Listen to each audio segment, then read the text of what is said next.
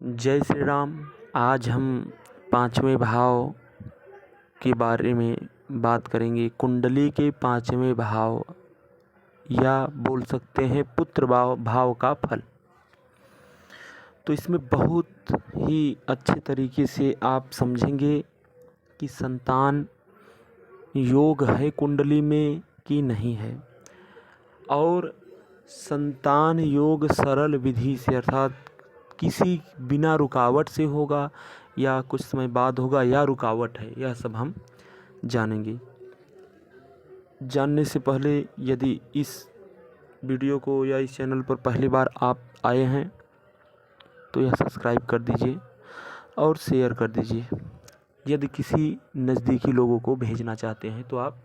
Share कर सकते हैं, वह देख लेंगे। यदि लग्न से पांचवें भाव का स्वामी, लग्न से पांचवें का मतलब कि जो कुंडली का पहला भाव होता है उसे लग्न कहते हैं।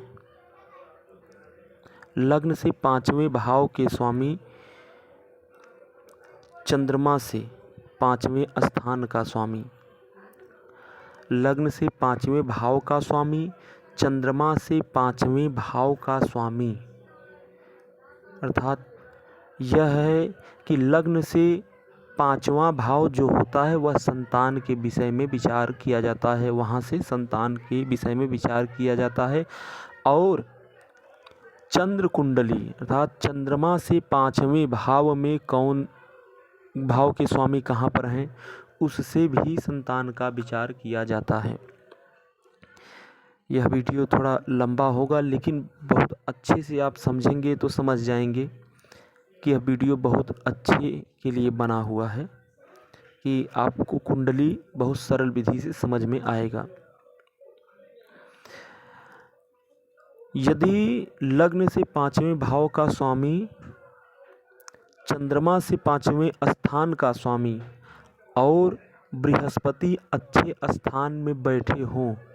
और पंचम भाव पर पंचमेश की तथा शुभ ग्रहों की दृष्टि हो, पंचम भाव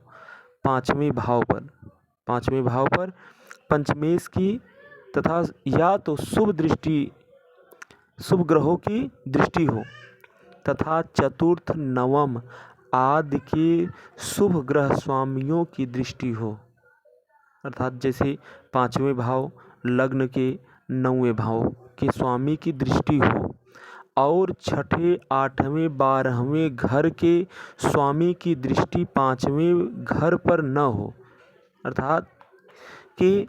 जैसे 6, 8, 12 भाव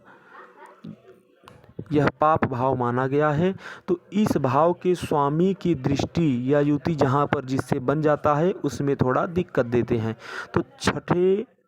आठवें, 12वें भाव के स्वामी का दृष्टि पंचम भाव पर न हो, लग्नेश पंचमेश एक साथ बैठे हों या एक दूसरे के घर में बैठे हों, अर्थात पांचवें भाव के स्वामी लग्न में बैठे हों और लग्न के स्वामी पंचम भाव में बैठे हों, या लग्नेश पंचमेश में परस्पर मित्र दृष्टि हो तो पुत्र सिद्धि होती है, अर्थात ग्रह सब योग पुत्र कारक होता है। यह आप समझ गए हैं कि अगर ऐसा स्थिति बना होगा तो संतान से सुख और संतान में बाधक नहीं रहेगा, संतान से सुख मिलेगा और आसान तरीके से या जल्द ही संतान का योग अच्छा बनता है। अब आगे समझेंगे कि जिसको संतान जिसे नहीं होती हैं या रुकावट या बाधाएं आती हैं तो वह किस कारण होते हैं या नष्ट हो जाते हैं, अर्थात देखेंगे लग्न चंद्रमा और बृहस्पति से पंचम स्थान पर पाप ग्रहों से युक्त या दृष्ट हो, मतलब समझेंगे कि लग्न कुंडली से पांचवें भाव में जो ग्रह बैठे हैं या दृष्टि हो जिस ग्रह का, या चंद्रमा से पांचवें भाव पर जो ग्रह बैठे हैं उनके ऊपर पाप ग्रह का दृष्टि हो, या पाँचवें चंद्रमा से पाँचवें भाव के भाव में पाप ग्रह का दृष्टि हो, बृहस्पति पर पाप ग्रह का दृष्टि हो, बृहस्पति का अंश कम हो गया हो, वृद्ध हो गए हो, या तो बाल्यावस्था हो, और उन स्थानों में न शुभ ग्रह बैठे हों न उसको शुभ ग्रह देखते हों, मतलब पाँचवें भाव में न तो शुभ ग्रह बैठे हों न ही शुभ ग्रह देखते हों, तो समझ लीजिए संतान के प्रति कष्ट रहेगा या संतान खंडित का योग बना रहेगा। लग्न चंद्रमा और बृहस्पति से पाँचवें स्थान के स्वामी दुख स्थान में पड़े हों, छठा, आठवां और 12वां घर लाता है। दुख स्थान का मतलब कि जैसे लग्न से पाँचवें भाव के स्वामी जो है दुख स्थान छठवां, 8वां, 12वां में चले गए हों तो संतान से दुख होता है। चंद्रमा से जहाँ जिस भाव में चंद्रमा बैठे हों उस भाव से पाँचवें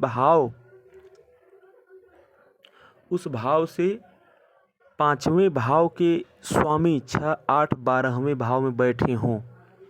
या बृहस्पति से पाँचवें स्थान के स्वामी जो हैं वह भी 6वां, 8वां, 12वां में कहीं पर भी बैठे हों तो दुख स्थान कहलाता है, अर्थात इसमें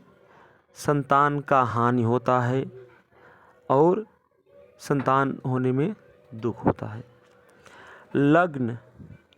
अब अगला देखेंगे, लग्न चंद्रमा और बृहस्पति से पाँचवें स्थान पाप ग्रहों के बीच में पड़े हों। जैसे लग्न से पाँचवें स्थान पर जो राशि है उस राशि के स्वामी जहाँ पर बैठे हैं तो उनके एक घर आगे एक घर पीछे दोनों तरफ पाप ग्रह हों, जिसे पाप कतरी दोष भी कहते हैं, ऐसा बना हो तो फिर संतान में बाधक होता है। और आगे जानेंगे यदि कोई पाप ग्रह पंचम स्थान का स्वामी होकर उसी स्थान में हो तो पुत्र हो, लेकिन यदि कोई शुभ ग्रह स्वराशि का स्वामी होकर पंचम भाव में हो और साथ ही पंचम में पाप ग्रह हो तो संतान नष्ट करेगा। कहने का तात्पर्य यह है